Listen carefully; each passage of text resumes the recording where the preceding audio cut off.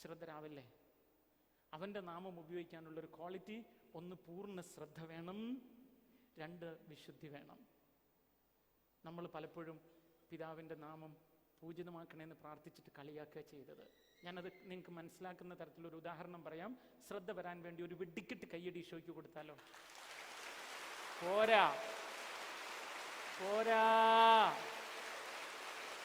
നിൽക്കട്ടെ. അവിടെ ഒരു അമ്മച്ചി വെടിക്കെട്ട് കൈയടിക്കുന്നു ഇങ്ങനെ.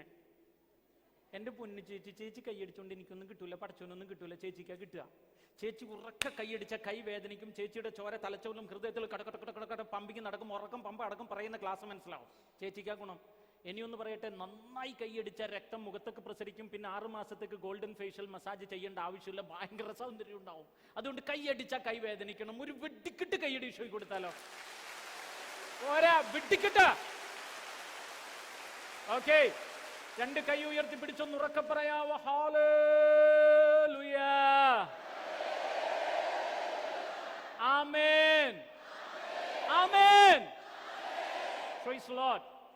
നിങ്ങൾ ഇങ്ങനെ ചിന്തിക്കും, ചാലക്കുടി മുനിസിപ്പാലിറ്റി രാജഭരണത്തിന് കീഴിലാണ്. ഉറക്കെ പറയാവോ? എന്ത് ഭരണത്തിന് കീഴിലാണ്? ഇവിടുത്തെ രാജാവ് ഒരു കൽപ്പന പുറപ്പെടുവിച്ചു: ഇന്ന് തിങ്കളാഴ്ച വൈകുന്നേരം 5 മണിക്ക് ഞാൻ മുരിങ്ങൂരിൽ വരും. ഈ മുനിസിപ്പാലിറ്റിയിലുള്ള എല്ലാവരും എൻ്റെ മുമ്പിൽ മുട്ടുകാല് മടക്കണം. ഇതാണ് രാജാവിന്റെ കൽപ്പന. എങ്ങാനും മുട്ടുകാല് മടക്കിയില്ലെങ്കിൽ അവരെ ഞാൻ കൊല്ലും. ഇത് രാജാവ് കൽപ്പിച്ച മുട്ടുകാല് മടക്കണോ വേണ്ടയോ? വേണോ വേണ്ടയോ? ഇല്ലെങ്കിൽ കൊന്നുകളയും, കൊന്നുകളയും. അപ്പൊ ഒരു ചേച്ചി അല്ലെങ്കിൽ ഒരു ചേട്ടൻ പറഞ്ഞു, എനിക്ക് സൗകര്യമില്ല, അവന് മുട്ടുകാലടക്കാൻ. പോയി പണിയൊക്കെ പറഞ്ഞു, രാജാവിന്റെ മുമ്പിൽ മുട്ടുകാലടക്കാൻ ഞാനെന്താ മറ്റേ. പക്ഷേ രാജാവ് വന്നു കഴിഞ്ഞപ്പോൾ ഇവന് പേടിയായി. ആരെങ്കിലും ഒറ്റ കൊടുത്താൽ തല പോകും. അതുകൊണ്ട് ഇവൻ ഓടിപ്പോയിട്ട് രാജാവിന്റെ മുമ്പിൽ ഇങ്ങനെ മുട്ടേലുന്നു. സത്യത്തിൽ ഇവൻ രാജാവിനെ കളിയാക്കിയോ ബഹുമാനിച്ചോ? ഉറക്കപ്പറ, ഉറക്കെ പറയാൻ. നിങ്ങൾ അങ്ങയുടെ നാമം പൂജിതമാകണമേ എന്ന് പ്രാർത്ഥിച്ചു.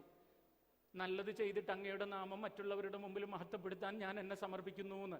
അതും കഴിഞ്ഞ് നേരെ നിങ്ങൾ കള്ള് ഷോപ്പിൽ പോയി 2 എണ്ണം കുടിച്ചിട്ട് പിച്ചും പെയ്യും പറഞ്ഞുകൊണ്ട് നടന്നു. നിങ്ങൾ ദൈവത്തെ മഹത്വപ്പെടുത്തിയോ കളിയാക്കിയോ? അപ്പൊ ഇത്ര വർഷം എന്താ ചെയ്തുകൊണ്ടിരുന്നേ? ഞാൻ തമാശയിൽ സംസാരിക്കുകയാണെങ്കിലും ഉള്ളൊന്ന് ഞെട്ടണം കേട്ടോ. ഞാൻ തമാശ സംസാരിക്കുന്നത് നിങ്ങൾ ഉറങ്ങാണ്ടിരിക്കാനാ. ശരിക്കും ഉള്ളു ഞെട്ടണം. ഇത്രയും വർഷം ഞാൻ അറിയാണ്ട് എൻ്റെ കർത്താവിനെ കളിയാക്കിയ പോലെയാണ്. ഈശോയെ സോറി.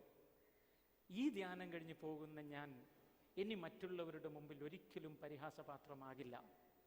അങ്ങയുടെ നാമം ചീത്തയാക്കുന്ന തരത്തിൽ പരസ്യമായി മദ്യപിക്കാനോ വ്യഭിചരിക്കാനോ നുണ പറയാനോ ചതിക്കാനോ വഞ്ചിക്കാനോ അന്യൻ്റെ ഭാര്യയുടെ കൂടെ പോകാനോ ഒന്നിനും ഞാൻ ഇനി ഇല്ല പടച്ചോനെ. ഒരു തീരുമാനം ഒന്ന് എടുക്കാവോ? ഇനി മുതൽ വിശുദ്ധിയിൽ ജീവിച്ചിട്ട് അങ്ങയുടെ നാമം വിളിച്ചോളാന്ന് 2 കൈയൊന്ന് ഉയർത്തിപ്പിടിക്കാവോ എല്ലാവരും? എല്ലാവരും. ഈശോയെ, എനിക്ക് ഇപ്പോഴാണ് മനസ്സിലായത് അങ്ങ് പഠിപ്പിച്ച പ്രാർത്ഥനയുടെ അർത്ഥം എനിക്ക് ഇപ്പോഴാണ് മനസ്സിലായത്.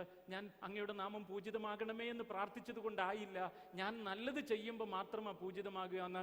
ഇനി അങ്ങോട്ട് ഞാൻ ഭൂമിയിൽ നല്ലത് ചെയ്ത് മറ്റുള്ളവരുടെ മുമ്പിൽ അങ്ങയുടെ നാമം പൂജിതമാക്കാം. അതിനുള്ള കൃപ തരണേ എന്ന് യാചിച്ച് 2 കൈയും ഉയർത്തിപ്പിടിച്ചൊന്ന് ഉറക്കെ പാടാവോ? കരുണ തോന്നണേ, കരുണ തോന്നണേ, എന്നിൽ അലിവ് തോന്നണേ, പാപിയാണു ഞാൻ നാഥ, പാപിയാണു ഞാൻ. നല്ല പിതാവേ, ഈ കുഞ്ഞുങ്ങളുടെ ഉള്ളിൽ ആഗ്രഹമുണ്ട്. ഹിന്ദുക്കളുടെയും മുസ്ലിങ്ങളുടെയും അവരുടെ സ്വന്തം സമൂഹത്തിൻ്റെയും ഞങ്ങളുടെ സ്വന്തം സമൂഹത്തിൻ്റെ ഇടയിൽ അപഹാസ്യമായി പാപം ചെയ്ത് ആർക്കും വേണ്ടാത്തൊരു വിഭാഗമായി മാറരുതെന്ന് ആഗ്രഹമുണ്ട്. പക്ഷേ ശത്രുവായ ശാത്താൻ ഞങ്ങൾ ഉപദ്രവിക്കുന്നു. ഞങ്ങൾക്ക് ഈ ധ്യാനത്തിൽ ഇന്നൊരു ബോധ്യം കിട്ടി. ഇതൊക്കെ പറ്റിയത് ഞങ്ങൾ അങ്ങേ സ്നേഹിക്കാത്തത് കൊണ്ടാണ്. ഇന്ന് ഈ നിമിഷം മുതൽ ഞങ്ങൾ സ്നേഹിക്കും. അപ്പ ഇനി ഞങ്ങൾ അങ്ങേക്ക് ഇഷ്ടമുള്ളത് മാത്രമേ ചെയ്യുള്ളൂ. ഈ ഒരു തീരുമാനം ഒന്ന് ഈശോയ്ക്ക് കൊടുത്ത് ഒരിക്കൽ കൂടെ 2 കൈ ഉയർത്തി ഒന്ന് ഉറക്കെ പാടാവോ? കരുണ തോന്നണേ.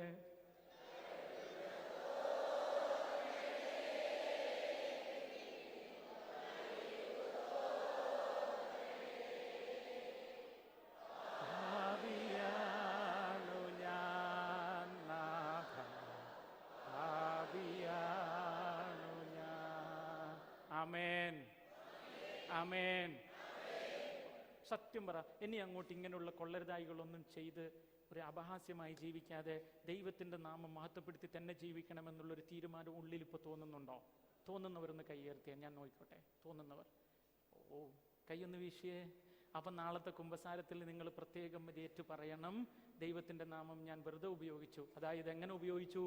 അശുദ്ധിയിൽ ഞാൻ അവനെ വിളിച്ച് പ്രാർത്ഥിച്ചുകൊണ്ടിരുന്നു. എനിക്ക് തന്നെ അറിയില്ലായിരുന്നു ഞാൻ അശുദ്ധിയിൽ നിന്നുകൊണ്ട് അവൻ്റെ നാമം ഉപയോഗിക്കരുത് എന്നുള്ളത്. മറ്റുള്ളവരുടെ മുമ്പിൽ ഞാൻ അശുദ്ധിപ്പെടുത്തിപ്പോയി. കർത്താവിൻ്റെ നാമം എന്നോട് പൊറുക്കണേന്ന്. ഇനി മൂന്നാമത്തെ കൽപ്പന നിങ്ങൾക്കറിയാം, സാബത്ത് ആചരിക്കാനാണ്. അതൊക്കെ നിങ്ങൾ പുറപ്പാട് കറക്റ്റ് വായിച്ചോണം. ഞാനത് അതിനുള്ള സിനോപ്സിസ് മാത്രം നിങ്ങളെ കൊണ്ട് എഴുതിക്കും. ഒന്ന് എഴുതിയെടുത്തേ പ്ലീസ്. പുറപ്പാട് 20:8 പെട്ടെന്ന് എഴുതിക്കോ. പുറപ്പാട് 20:8. അവിടെ ആ ബ്ലൂ ഷർട്ടിട്ട ചേട്ടൻ, ബ്ലൂ ഷർട്ടിട്ട ചേച്ചൻ ഇല്ലേ? പേന പുസ്തകം ഇല്ലേ?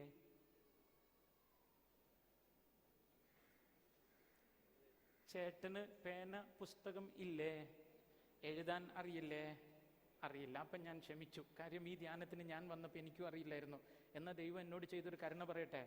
ഇവിടെ വരുമ്പം എനിക്കാകെ കുറച്ച് അറബി അറിയുള്ളൂ, വേറെ ഒന്നും അറിയില്ല.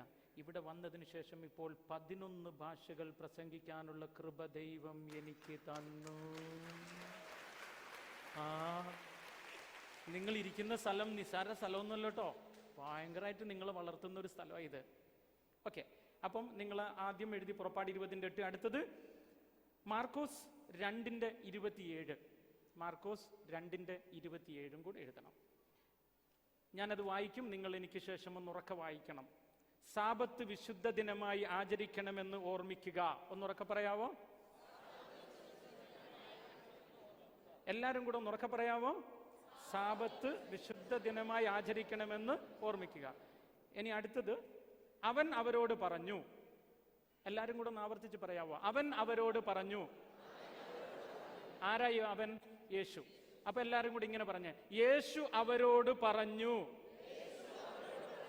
സാബത്ത് മനുഷ്യന് വേണ്ടിയാണ്, മനുഷ്യൻ സാബത്തിന് വേണ്ടിയല്ല. എന്താ സാബത്ത് എന്നത് നിങ്ങളൊന്ന് ശ്രദ്ധിച്ച് കേൾക്കുക. സാബത്ത് എന്ന് പറഞ്ഞാൽ 6 ദിവസം നിങ്ങൾ ജോലി ചെയ്തോ, 7-ാം ദിവസം നിങ്ങൾ ജോലി ചെയ്യരുത് എന്നാ പറഞ്ഞു കേട്ടത്. അല്ല, അങ്ങനെയല്ലേ കേട്ടത്? എന്നാ അങ്ങനെയല്ല. ഒരു മനുഷ്യൻ, ഇങ്ങോട്ട് നോക്കിയേ, നിങ്ങൾ ബൈക്കോ കാറോ ഒക്കെ ഓടിക്കാറുണ്ടോ? ഒരു 2000 കിലോമീറ്റർ ഒറ്റ സ്ട്രെച്ചിൽ ഓടിച്ചാൽ വണ്ടി കുറച്ചു നേരം നിർത്തിയിട്ട് കൂളൻ്റ് ഒന്ന് തണുക്കണോ വേണ്ടയോ? ഒന്ന് പറ. വേണം. വേണം. നിങ്ങളുടെ ജീവിതത്തിൽ 365 ദിവസവും നിർത്താണ്ട് പണിയെടുത്താൽ എൻജിൻ പൊട്ടി മരിച്ചു പോകും. മനസ്സിലാവുന്നുണ്ടോ പറയുന്നേ? നമ്മുടെ എൻജിൻ പൊട്ടി മരിച്ചു. ഇപ്പൊ നമ്മളുടെ പ്രശ്നം എന്നാണെന്നറിയോ? കാശുണ്ടാക്കണം, വീട് പണിയണമെന്ന്, അല്ലെങ്കിൽ മക്കൾ നന്നായി പഠിക്കണം, നാട്ടിൽ അന്തസ് വേണമെന്നുള്ള പ്രാന്ത് തലയിൽ കയറി പിടിച്ച് 365 ദിവസവും ഒരു റെസ്റ്റും ഇല്ലാണ്ട് പണിയെടുത്ത് അവസാനം വിശ്രമമില്ലാതെ നമ്മളുടെ മനസ്സിന്റെ സമനില തെറ്റി ഭ്രാന്തന്മാരായ ഒരുപാട് കുടുംബങ്ങൾ എനിക്കറിയാം. പഠിപ്പ് എന്ന് പറഞ്ഞ് 24 മണിക്കൂറും പഠിച്ച് ഭ്രാന്തന്മാരായ ചെറുപ്പക്കാരെ എനിക്കറിയാം. അന്തസ് എന്ന് പറഞ്ഞ് ഓടി അവസാനം പെരുമാറ്റത്തിൽ വൈകല്യം വന്ന് കള്ളു കുടിച്ചു, കഞ്ചാവടിച്ചു.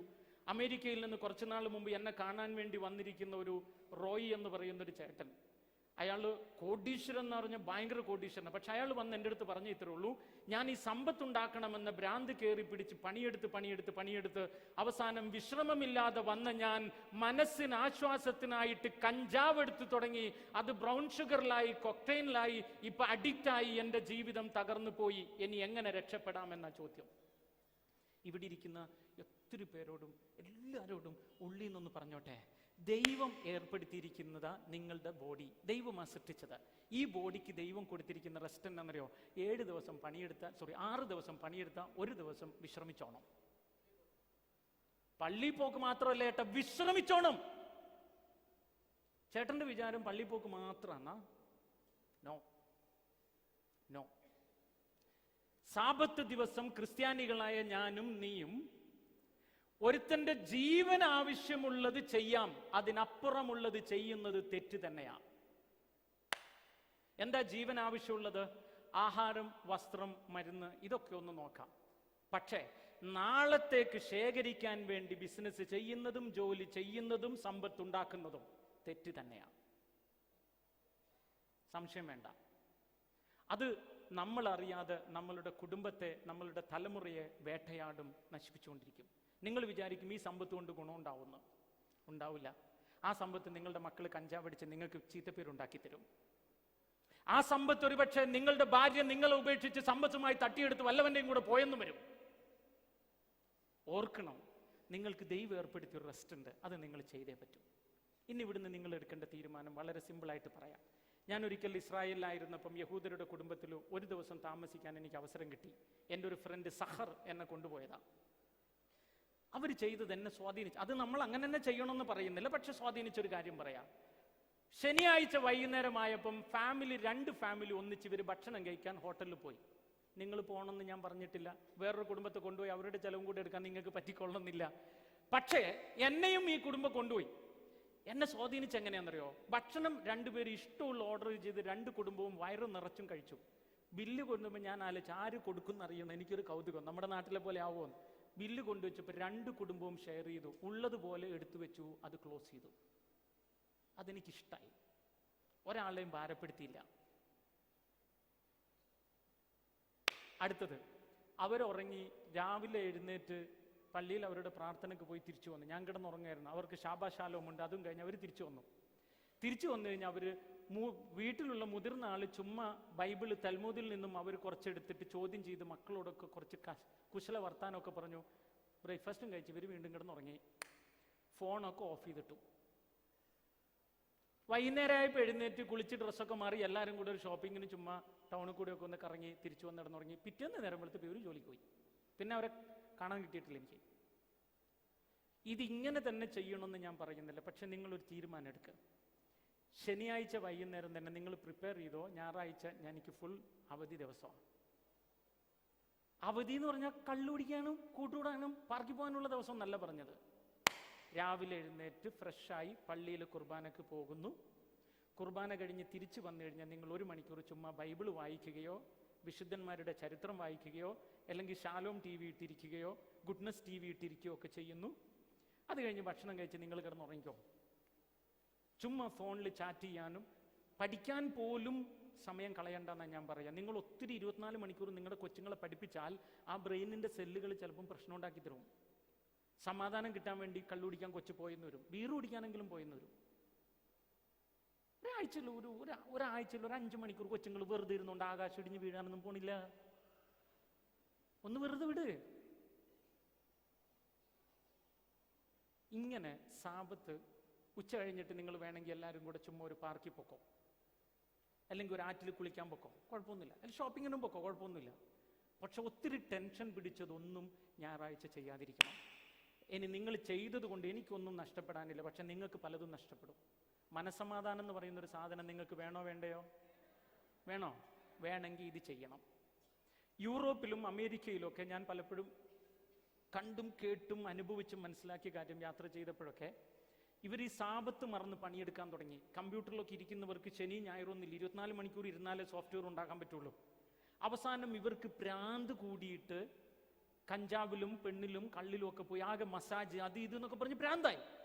എന്നിട്ട് അതിനൊരു ആശ്വാസം കിട്ടാൻ വേണ്ടി ഇവർ പോടി നടക്കുന്നത് ഇന്ത്യയിൽ യോഗ എന്നും പറഞ്ഞിട്ട് മൗനം ഇരിക്കാൻ വേണ്ടി അമ്മ, അപ്പൻ, കിട്ടപ്പുറത്തി എന്ന് പറഞ്ഞ് പല സ്ഥലത്തും പോയി ഇരിക്കുക. ഇത് ആരുടെ തെറ്റാന്നറിയോ? ഈ സാബത്ത് ഒരു ദിവസം വെറുതെ ഇരിക്കാൻ തമ്പുരാൻ പറഞ്ഞിട്ട് ഇരിക്കാത്തത് കൊണ്ടാ ഈ യോഗ എന്ന് പറഞ്ഞ് ഓടേണ്ടി വരുന്നേ. ഇരിക്കും, ആഴ്ചയിൽ ഒരു ദിവസം ഒന്ന് ഫ്രീ ആയിട്ടിരിക്കും. കുറച്ച് പ്രാർത്ഥിക്കാനും ബൈബിൾ വായിക്കാനും റെസ്റ്റ് ചെയ്യാനുള്ളൊരു ദിവസം. ഇപ്പം നിങ്ങളുടെ കൂട്ടത്തിൽ ഒത്തിരി പേരുണ്ട് ഞായറാഴ്ച തന്നെ പണിയെടുത്താലേ സമാധാനമുള്ളൂ. കട ഞായറാഴ്ച തുറന്നില്ലെങ്കിൽ ബിസിനസ് ഉണ്ടാവില്ല. ആ ബിസിനസ് കൊണ്ട് വലിയ മെച്ചമൊന്നുമില്ല. നിങ്ങൾക്ക് തോന്നും ഭയങ്കരമാണ്, വലിയ മെച്ചമൊന്നുമില്ല കേട്ടോ. ഓ, ഞായറാഴ്ച റബ്ബർ വെട്ടിയില്ലെങ്കിൽ അയ്യോ എൻ്റെ അമ്മോ എല്ലാം കൂടെ ആകാശം ഇടിഞ്ഞ് പോവുമല്ലോ. എന്താ പറ്റുക? 10 വർഷം കൊണ്ട് ഉണങ്ങണ്ടേ നിങ്ങളുടെ മരം 5-ാം വർഷം ഉണങ്ങി പോകും, അത്ര തന്നെ. ഭയങ്കര സന്തോഷമായി, ഞായറാഴ്ച കുറെ പാല് കിട്ടി. എന്തിനാ ഈ വേണ്ടാത്ത പണിക്ക് പോണേ? കർത്താവ് പറഞ്ഞത് അങ്ങോട്ട് അനുസരിച്ചൂടെ? അതുകൊണ്ട് ശാബത്ത് ദൈവത്തിന് കൊടുക്കാൻ അങ്ങോട്ട് ഉറപ്പിച്ചോ. ഇനി ആഴ്ചയിൽ ഞായറാഴ്ച ഒരു കാരണവശാലും കുർബാന മുടങ്ങരുത്, അല്പം വിശ്രമം മുടങ്ങരുത്. 2 കൈ ഒന്ന് ഉയർത്തി പിടിക്കാവും എല്ലാവരും. ദൈവമേ, എനിക്ക് അറിവില്ലാതെയോ എൻ്റെ അത്യാഗ്രഹം കൊണ്ടോ എൻ്റെ ആഗ്രഹം കൊണ്ടോ ഞാൻ ഒരു ദിവസം പോലും അങ്ങേക്ക് മാറ്റിവെക്കാതെ, എൻ്റെ വിശ്രമത്തിനായി പോലും ഞാൻ മാറ്റിവെക്കാതെ അധ്വാനിച്ചു പോയി. അതിൻ്റെ പരിണിത ഫലം ഞാനും കുടുംബവും ഇപ്പം അനുഭവിക്കുന്നു, എൻ്റെ തലമുറ അനുഭവിക്കുന്നു. എന്നോട് പൊറുക്കണേ. ഇനി ഞാൻ ഒരൊറ്റ ഞായറാഴ്ച പോലും പരിശുദ്ധ കുർബാന മുടക്കൂലപ്പാ. ഒരൊറ്റ ഞായറാഴ്ചയും അനാവശ്യമായി സമ്പത്തിന് വേണ്ടി ഓടി ഭ്രാന്തനാകൂലപ്പാ. എന്നെ ഞാൻ പൂർണ്ണമായി ഏൽപ്പിക്കുന്നു. എൻ്റെ മനസ്സിൻ്റെ നിയന്ത്രണം, എൻ്റെ ഹൃദയത്തിൻ്റെ നിയന്ത്രണം, എൻ്റെ ചിന്തകൾ, വിചാരങ്ങൾ എല്ലാം അങ്ങ് ഏറ്റെടുക്കണമേ. പൂർണ്ണമായി ഈ തെറ്റിൽ നിന്ന് എനിക്ക് വിടുതൽ നൽകണമേ എന്ന് യാചിച്ച് ഒന്ന് വാതുറന്ന് ഉറക്കെ പാടാവോ? കരുണ തോന്നണേ.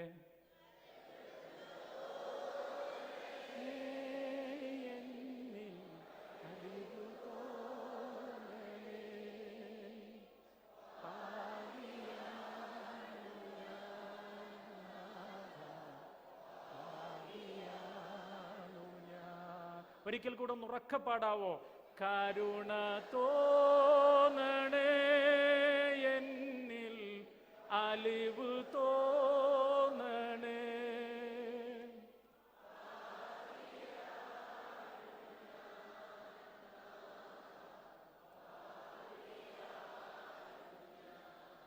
ഇനി 2 കൈ ഉയർത്തി ഒന്ന് ഉറക്കെ പറയാവോ? ഹല്ലേലൂയ.